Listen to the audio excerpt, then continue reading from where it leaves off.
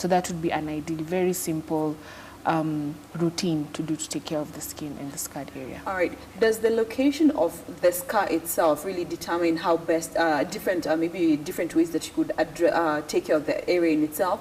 Maybe a knee as compared to the thigh area or the back? Or there's just a standard way of just addressing all the scar?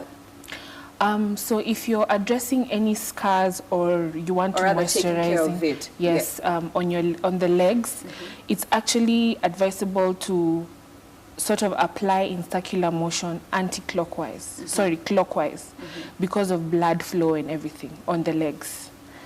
So you don't just come and do this. Exactly. So it has to be clockwise just to help with the flow of the blood. This is on the legs, the lower part of your body. Okay. On the upper part, you can just apply in circular motion any direction you want to. On the tummy, outward, circular motion outward. On the face, outward as well. So it's not just that you apply it in just... It's also the technique. Exactly. Okay. Is there a science that is really behind this, or it's just a technique that is recommended? Well, actually, we're also trying to maintain the quality of the skin, yes? Like, for example, if you fight with your face, like what people are used to early in the morning, the last thing you do is fight with your face, then leave. You find that facial muscles are easily conditioned, and your face starts sagging downwards, accelerating early aging. Yeah, therefore, there's a better way of doing it for different areas of the body. That is something I'm actually learning, because me, I just put on your oil, just yes, because you imagine if you're massaging your face inward like this, you're actually going to start assisting gravity. Exactly. So if you do it outward, it's actually aiding your face and the muscle, and naturally. You've not gone and done funny things to do that. So if you keep up that routine twice daily, it's the you're most bound to see some changes. Exactly. Yes. Ladies, I hope you're taking notes. Yeah? Upwards and outwards, yeah? Yes. Circular motions. Circular motions. Yes. Clockwise. All right. That is some good news. All right, so now let's go to acne. Acne affects almost everyone. At least 1 in 10 people has been affected by acne at one point or the other. What is acne in itself? I'll start with you, Dan. Acne is actually some kind of an infection in the sebaceous, some glands in the skin. Okay. And acne can be predisposed by so many factors, yes? And actually it has also proven to be quite of a challenge to manage even for the dermatologist, yes? You'll find that acne can be predisposed by the hormones in your body. It can also be disposed by genetics, because you'll find that there's a certain lineage that is very prone to acne as compared to others. Others can be predisposed by the topical product that you're using, the cosmetic products that you're using.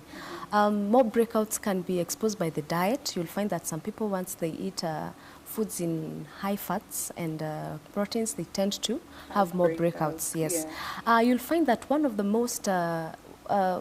most important part of managing acne is first, it's very important to manage that infection. It depends on different doctors can treat you differently. There's some can give you antibiotics, like could be for a month, oral antibiotics. Others can advise you on applying some creams, But all the same, acne also leaves scars, and you still need to manage those scars, because they really affect the self-image of a person. And one of the best ways of managing those scars is also by using the right skin moisturizer that will help nourish your skin. So as the acne heals, it heals with less scarring, therefore having a better outcome as for the acne. Is there a skin type that is really more predisposed and prone to acne breakout as compared to a different skin type? Yes, oily skin, people with oily skin tend to have more breakouts because of the accumulation of oils because of accumulation of the oils in the skin, and therefore you'll find that they'll be more prone to breakouts. All right. Yes. And which parts of the body are mostly likely to have acne Because I know it's not just the face, yeah? So yeah, the most common is your face. Yeah. Some have them on the back, on the chest, and on the hands, and these are areas that are mostly exposed to a lot of accumulation of toxins and all that. Yeah, so you'll find mostly on the face, on the chest, on the back, and on the arm. Is this due to the clogging of pores, or what really Yes. is it? Yes, exactly. Like she said, most people prone to acne have oily skin, and oily skin tends to accumulate a lot of oils in the epidermis, on the inner layer of the skin. So when that happens, it causes more breakouts, especially on your face, on your chest, and on your back. And then again, if these areas are the most exposed, again, they're exposed to a lot of toxin, which now accumulates. On the skin Exactly, itself. yeah. So the way you clean your skin really determines whether you'll be having a breakout Exactly, or not? yeah. All right. And what about, you find that ladies, when you're on your menstrual type period of the month, you tend to have breakouts. This is all purely hormonal? Yes. Yeah? Yes. This is purely hormonal. Again, like she mentioned, one of the causes of acne could be hormones. Most people also get acne when they're pregnant, so that explains the whole hormonal reasoning. And also when you're having your period as well. Yes. And stress. And stress. Yes. And stress. How much does that really contribute to acne? Well, actually, stress has been shown to increase the amount of breakouts that one gets. And yeah, technically, you'll find that with the stress, it also affects some hormonal levels in your body. And yeah, and you've said that the hormones also expose you to or predispose you to acne breakouts. Yes. All right, so what would be the best treatment that you would suggest that somebody actually gets in regards to just helping your acne cool down and not recur? Well, I would say that acne is quite of a challenge, and I would discourage buying over-the-counter products. Yes. But that is what is most affordable for most people, you know? You'll find that many people are rushing for products that have steroids. Yes. Others have we've mentioned of hydroquinone, whereby you'll find that they will lighten they will cause more damage to the skin. Yes. Therefore, I would say it's very important to also monitor how when you're getting breakouts more. Yes. As we said. Due to the hormonal fluctuations, you'll find that there's a time you get more acne breakouts, yeah? Maybe there are some foods that you eat that you get more acne that triggers, yes? Yeah. Therefore, monitoring is one of the best ways, self-monitoring is one of the best ways to manage your acne. It also depends on how bad the acne is. I would say it's also important to visit a doctor, and because some might put you on some hormonal therapy. Yes, others might prescribe you some antibiotics, and therefore it depends on how bad the acne is. There but one of the ways to also help manage acne is also manage the acne scars. Yes, and and as we say, they're very good topical products that can help manage those scars. You see those black dots that are left behind. Yes. No, actually the banks. Yes. Oh, okay. Others have like some kind of depressions, some kind of holes. Yeah. They're type of acne scars. Yes. And you'll find that it's very important to manage those acne scars, especially on the cheek area. Yes. Yes. All right. And you just talked about the importance of managing them. And maybe you could just give us like a basic routine of how you best handle after you've had the acne. Fine, they're gone, but the scars are left. How do you, or what routine can you adapt to help you address those? So like I mentioned, the best and most ideal routine for any way of managing, or sorry, taking care of your skin is to apply whatever you're applying twice a day at least. This also maximizes the fading process of the scars, especially with acne, because you'll find a lot of people get depressed, find the acne is gone, but then there's this aftermath that's on my face. So how do you manage that? Apply twice daily on clean skin and in circular motion outward. That's exactly how you can manage that. And within a minimum of 3 months, you should start seeing changes. I mean, there's success stories that you've seen instead. And it's a good way of managing them naturally instead of covering them with a lot of makeup, which also causes more damage. Yeah. Instead of now healing, you end up damaging yourself even more. All right. What about, you know, we're all in this habit of, you know, when it's hot, you're sweating, you just lift up your glasses, you wipe your face with your hands. How much damage do you do when you're actually just doing that simple action of just rubbing your hand against your face? Well, you'll actually find that poor hygiene is one of the causes of also increasing the number of breakouts. Yes, therefore you'll find that could be your hands are dirty, and once you wipe off the sweat with your hands, you're going to predispose yourself to infections, yeah, and worsening the acne situation. Yes, so I would say it's important to observe on proper hygiene. Frequently clean your hands. It's also advisable to clean your face, and if case you're wiping off your sweat, wipe them with maybe with a wet towel, or some tissue that will not leave some flaps on the face. Just not use your hands. Don't. Yeah, would discourage. Just don't use your hands. Just take it. Or you can. Some take their clothes and and wipe it off. Like you lift your sweater and you wipe it off with this. That would be really bad for the skin. Should be discouraged, absolutely. Yes. And just the whole point of drinking water.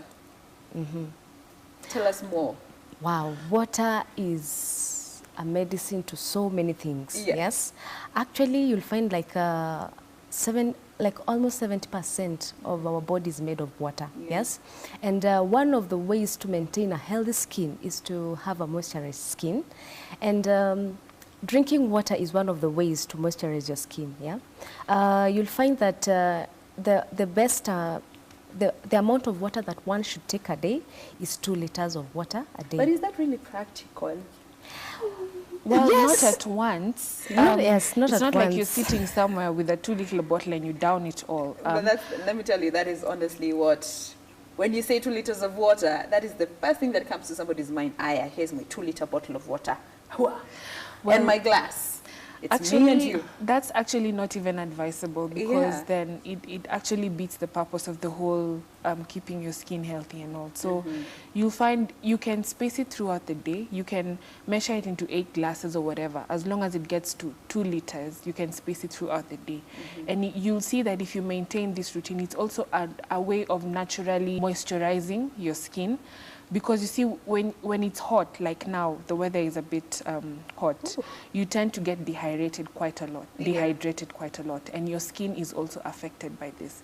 So by drinking water, you also actually help hydrate your body, which also helps with your skin getting moisturized naturally with water. So like she said, water is a medicine to a lot of things, but drinking 2 liters of water at once is highly not discouraged. It's discouraged. Yes. All right, so it's not a fight. It's not a fight. It's a love relationship. It's you and your water. There's no rush. Love each other throughout the day. Yes. Yeah? All right. And if you want to just help yourself, maybe you could put a reminder, like every hour or 2, to just take a glass. I will be with you on that. Yes. All right, so now let's move on to stretch marks. Stretch marks are just one of the leading causes of self-esteem issues, especially when it comes to ladies. But stretch marks are not a condition in itself. Tell us a bit more about what is stretch marks in the first place. Let's start there. I'll start with you. Okay, so stretch marks are it's a kind of a scar actually that comes from when your skin keeps stretching and coming back. The action of stretching and going back to normal is what causes the stretch mark. So you'll find that your upper skin is what keeps stretching, but the inner one is what, so it sort of tears, let me just say. It looks like when you take a tissue and you try and just pull it a bit, you'll see some lines coming up. So that's exactly what happens to your skin. So the top layer kind of stretches out, and which causes these stretch marks. And yeah, I think that's pretty much it. That's what stretch marks are. It's a kind of a scar that comes from the skin stretching. So when the top layer stretches, the second layer is exposed. So that is what we see? Exactly. Oh, the second layer now becomes visible. Yes. That becomes those light lines that exactly. you see. Yes. And what are some of the causes that bring about stretch marks? Stretch marks are brought about by any period of sudden weight gain, yes. For instance, for teenagers during puberty, we also have pregnancy. Men also do get stretch marks, and especially bodybuilders, they do get any period of sudden weight gain will result to stretch marks. As she said, the skin is overstretching and tearing. Once as the skin, the way it's conditioned, it has to heal after every tear.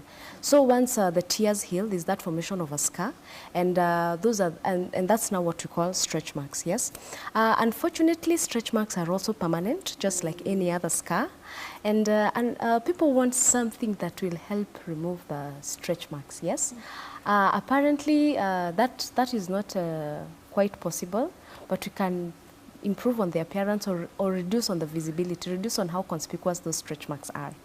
And another cause of stretch marks is hormones. Yes, you'll find that, for instance, pregnant women, due to the hormonal changes, you'll find that they're more prone to stretch marks as compared to someone who is not pregnant. Yeah, and that is because of the hormones weakening the fibers or the collagen fibers in the skin. Therefore, the skin is more prone to tearing as opposed to a person who is not pregnant. Yes. All right, and you also find somebody maybe is in the process of losing weight, or they're just skinny in nature, but they have stretch marks. How do you explain that? I mean, your skin is contracting, but you still get stretch marks. How do you explain that? You'll actually, as we said, stretch marks are, actually there are very many things that predispose someone to stretch marks, yeah? Another thing is genetic. There are people who are more prone to getting stretch marks as compared to others, yes? And stretch marks will come to a person who has increased weight, yeah?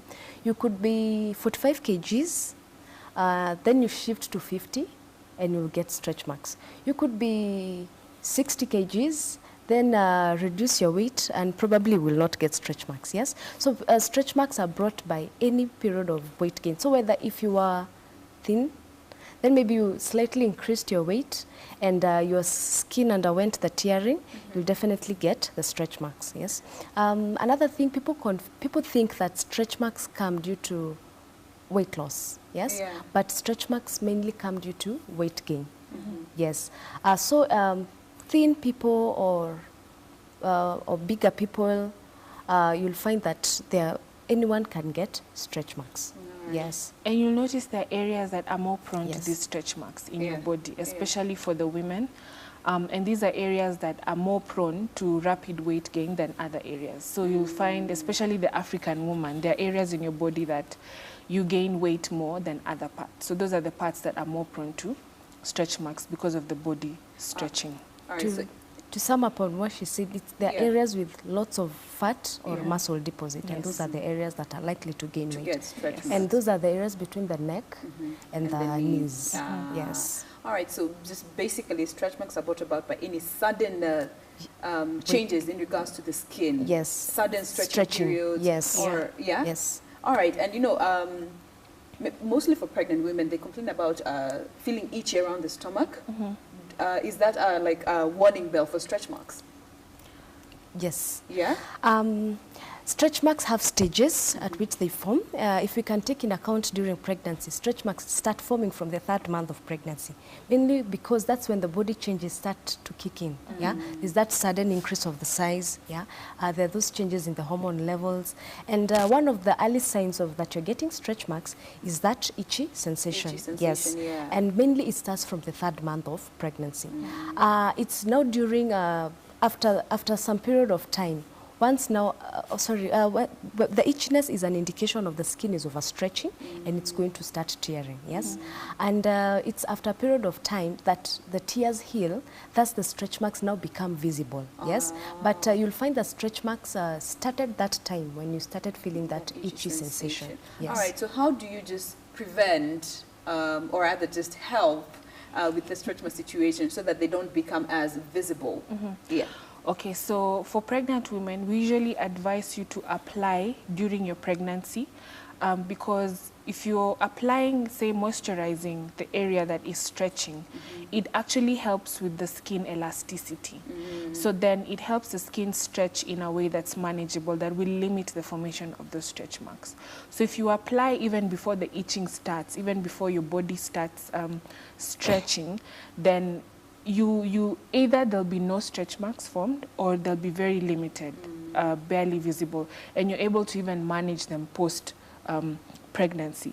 And then on the other hand, if you are having several periods of rapid weight gain, you can simply just manage your weight by dieting and all other ways of managing your weight so that it's not a thing that happens all the time, which will also increase your exposure to a lot of stretch marks. All right. Now let's just quickly go to uneven skin tones or discoloration on some part of the face or the body. Maybe tell us a bit about that. Well, uneven skin tone can either be caused by overproduction of melanin at a certain area of the skin or reduced production of melanin. The reduced production, we call it hypopigmentation. The increased production of melanin, we call it hyperpigmentation. Hyper yes? and hypo. Yes. And you'll find that any area of the body can be predisposed, can get uneven skin tone. Uneven skin tone can be caused by so many things. As we can start by the products that you're using, yeah, like for instance, some bleaching products might bleach one area than the other. Yes, unfortunately it happens. Yeah, hormones also cause uneven skin tone. Like for instance, I'm sure you've seen pregnant women with patches on the face. Yes, that is all due to hormones. Yes, that is all due to hormones. The hormones will affect the amount of melanin being produced. You find that the face becomes so much darker yes, as compared to the rest of the body. Yeah, it's called the melasma. Yes, melasma. Yes, or the mask of pregnancy. Oh. Yes, and that is due to the overproduction of some hormones that will lead to overproduction of melanin, therefore leading to uneven skin tone. Yes, another cause of uneven skin tone can be scarring. You'll find that scars can tend to be darker than the surrounding area of the skin or lighter than some or areas. Lighter, yeah. Yes, you'll also find that there's some conditions of the skin that kind of could be like some diseases. We have a condition like vitiligo, whereby you'll find that the skin is deprived of melanin completely. The person has like some pink patches on the skin. Is there like a point where in life you get that vitiligo is actually triggered? Because you find most people are not born with it, but maybe when they're in their teenage, that's when it starts showing. The discoloration starts forming. Vitiligo is actually an autoimmune disorder. Yes. It's something that is killing the melanin producing cells or the melanocytes in the skin. Yes, there are things that can cause vitiligo, like for instance, genetic. There's a certain lineage that gets vitiligo. There are some drugs that can cause vitiligo. There's some topicals that can also cause vitiligo, yes, and some causes are idiopathic. Idiopathic are unknown causes, yes. All right, and what about eczema in itself? Does it in the long run leave some sort of discoloration, or that just depends on the person? Actually, you see, eczema is it's an allergic reaction. And you'll find that with eczema, it leads to scaling of the skin. It leads to the scaling of the skin that will in turn cause scarring. Yes, you'll find that scars can be darker and therefore leading to uneven skin tone. So as much as you're also managing your eczema, you also need to manage the scarring that will also cause the uneven skin tone. Yes. All right. What about sunburns? You find this is the most common form of skin discoloration that we see out there. How can you just take care of it? So if you know that your skin, because there are different skin types, right? So there are more skin types that are more prone to sunburn than others. Mostly really light skin people, because you see melanin really helps with sunburn and also just the absorption of these UV rays that come from the sun. So you'll see people with extra melanin are less prone to sunburn than light-skinned people. So if you know your skin is mostly prone to sunburn, there are skincare products that can actually help with that to block your skin from getting sunburned. So it's advisable to apply before you actually get exposed to the sun, especially when you're going on holiday, like places in the western area or at the coast. These are the places that are notorious for people getting sunburn. So if you know you're going to those areas, always carry an extra bottle of a sunburn cream or something, a sunscreen or anything that can help you prevent that from happening. All right. Now, all through this discussion, we'll be talking about when it comes to the remedies and treatments, there's always the term oil. Yes. And you guys work for an organization that actually focuses on producing a certain kind of oil to help with all these skin conditions, bio oil in itself. Yes. So what are the contents of this oil in itself? So bio oil is made up of different types of oils, plant extracts and vitamins. So you'll have rosemary oil, lavender oil, calendula oil, and chamomile oil, and vitamin A and E oil. So these specific ingredients, if you just research on them, you'll be able to see that it has a myriad of remedies that can help aid your skin to be what it is. So oils are more advisable to use to the skin because they are fat soluble, which means they're able to maintain your healthy levels, because like vitamin A and E are fat soluble lipids. So they're able to absorb into the skin, and we know how vitamin E actually helps with the elasticity of your skin, as well as just generally moisturization. So that's why we recommend to use oils in that regard. All right, and bio oil in itself, is it an oil that you would recommend for just an everyday kind of use, or just for specific times when you're having skin issues? Yes, it's an everyday use oil actually. It's we actually call it a multi-use skincare product because it has different uses in itself. It helps you with your stretch marks, it helps moisturize, it helps with an even skin tone, dehydrated skin, aging skin. So you have this one bottle and it has so many uses instead of buying different things to address different things, yeah? And there's so many ways that you can use it to take care of your skin. That is, if you, let's think of a woman, you're aging, you're maybe in your 40s, you have stretch marks, you have dehydrated skin, you're prone to sunburn. If you use bio oil, it actually takes care of all these things in one. So if you use it daily, either on your face or in your whole body, you're able to address all these things in one, hence saving you a buck. Money. And how long does it take for you to actually start seeing results? The recommended period. Yeah. So just key to note is there are different types of skin. So the timelines can vary from skin to skin, but the minimum is usually 3 months. 3 months. Within 3 to 6 months, you'll start seeing changes.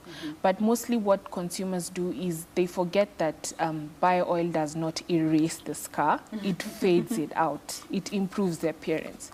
So maybe because you're waiting for it to erase the scar, that's why you feel like it's not, this thing is not working. But it actually, if you look at before and after photos of the scar itself, you're able to see that there's a change in that it's fading it out. In the appearance in itself. And how affordable is it? Because I mean, maybe you're just out there and you are just on a minimum wage and you would love to get this product. How pocket friendly is it?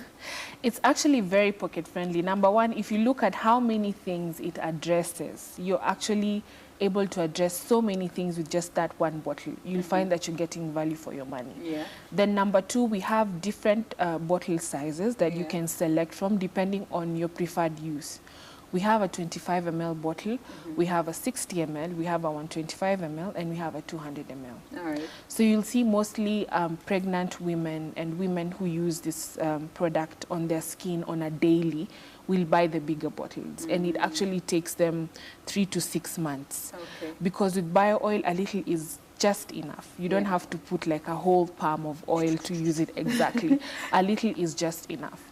And if you're somebody who just uses it on your face or to moisturize, then you can get the smaller bottles Yes. All right. And is this an oil that you would recommend for anybody who has any, whose skin is prone to breakouts, eczema, and sunburn? Is this an oil that you'd actually recommend that somebody gets? And maybe what are some of the contraindications that will come along with it?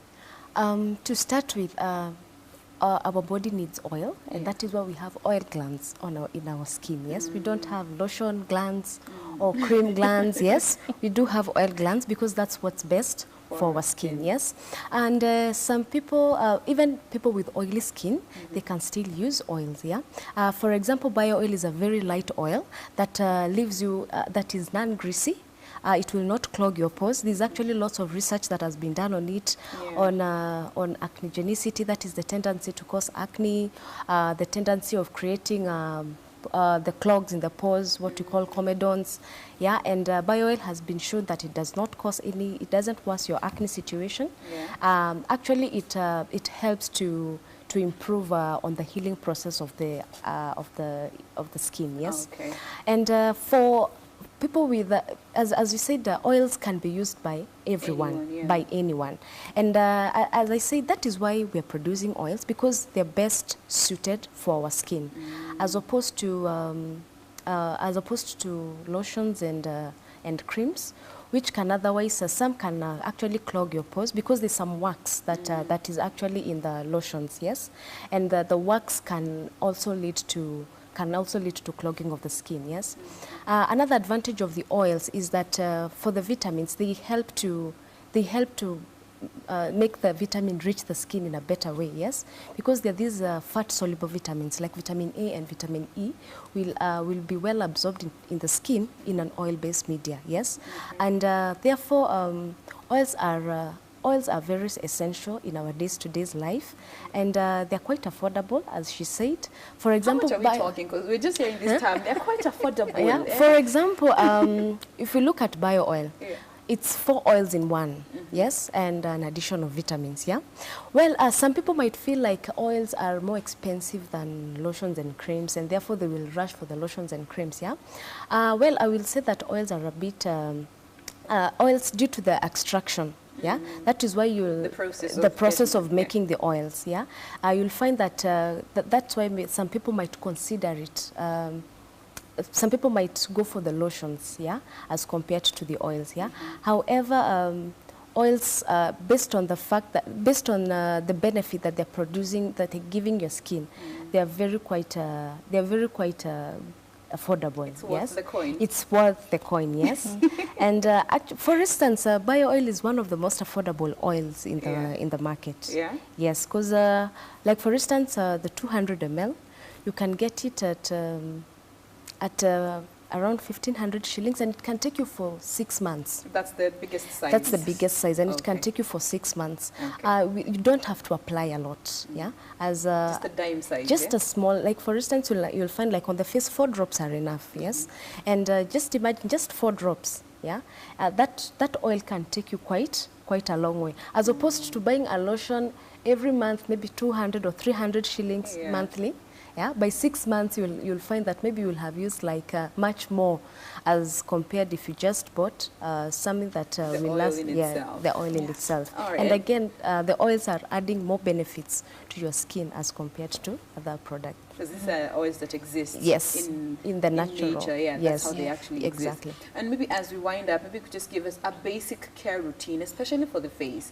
What you the basic things that you need to do to just take care of your facial skin, and products that you can just buy in whatever quantity you can to just help you maintain a nice, smooth face.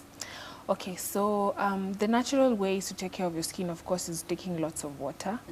Look into your diet, avoid alcohol, avoid diet that entail a lot of fat and fatty things, greasy stuff, oily foods, fast foods. A lot of vegetables also help with maintaining a good skin. And then in terms of the products that you can use on a budget that you can use to take care of your skin, because if we look at from morning to evening, there's a lot that we interact with that number one have a lot of germs and stuff like that. So fine, you can moisturize your skin, you can drink lots of water, but then what are you doing to prevent any discoloration or formation of any acne? You should maintain good hygiene levels. Like we said, when you're sweating, take a piece of facial tissue or take some wet wipes and dab it on your face, wet tissues, and wet tissues also tend to help you freshen up a bit, like on a hot day.